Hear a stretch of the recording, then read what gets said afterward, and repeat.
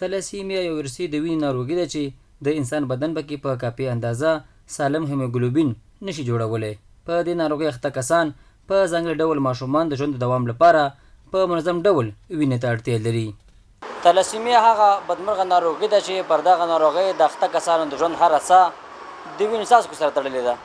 که دغه ناروغانو ته پر وخت وینه ونه رسېږي، ژوند له جدي ګواښ سره مخامخ کېږي. د ننګرهار حوزوي تخصصي روغتون د وینې بانک مسؤلین وایي دلته هر ورځ په ډله ځوانان د وینې ورکولو لپاره مراجعه کوي چې تر ډېره همدغه ناروغانو ته د وینې ورکولو ستونزه حل شوې ده. دلته په د ورځې په اوسط ډول 50 نه 80 تر 90 پورې تلاسیمیا ناروغان راځي. دا هغه ناروغان دي چې دوی په میاشت کې یو ځلې، دوه ځلې، درې ځلې راځي. حتی د یو کور نه 4 5 6 مریضان دي او ټول په دغه خطرناکه ناروغۍ باندې اخته دي. نو همدغه ځوانان دي په ډلو ډلو راځي او دوی ته د الله رضا دپاره وینه ورکوي. د همدوی برکت الحمدلله چې تر اوسه پورې زموږ د وینې بانک کې د وینې هېڅ نوع کمښت نه دی راغلی. بل لور ته په تلاسیمیا ناروغۍ اخته یو تن ماشوم کاظم الله وایي هره اونۍ وینې ته اړتیا لري او که پر وخت ورته وینه ونه رسېږي روغتیایي حالات یې خرابېږي. زموږ څلورو وینه کمه ده. زه د دې ځوانانو نه دا هیله کوم چې موږ له وینه راکوي او هر 10 ورځې بعد موږ راځو او زموږ ژوند وینې پورې تړل شوی دی او ټولو ځوانانو نه دا هیله ده چې موږ ته وینه راکوي.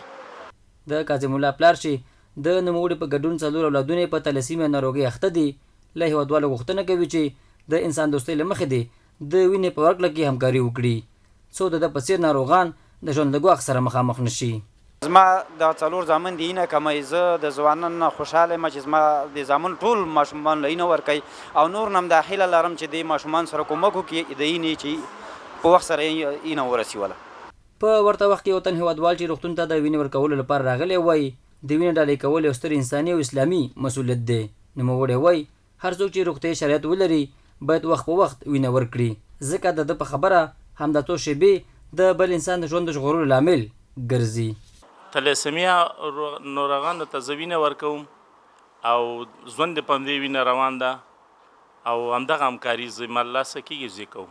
باید وویل شي چې تلاسیمیا یو ارثي ناروغي ده چې ناروغان یې د ژوند د دوام لپاره په ټاکلو وختونو کې وینې ته اړتیا لري. د روغتیایي مسؤلینو په وینا که څه هم د وینې د ورکړې کچه لوړه شوې خو لا هم د ناروغانو د شمېر له زیاتوالي سره د وینې اړتیا دوام لري او له خلکو غواړي چې د وینې په ورکړه کې ونډه واخلي.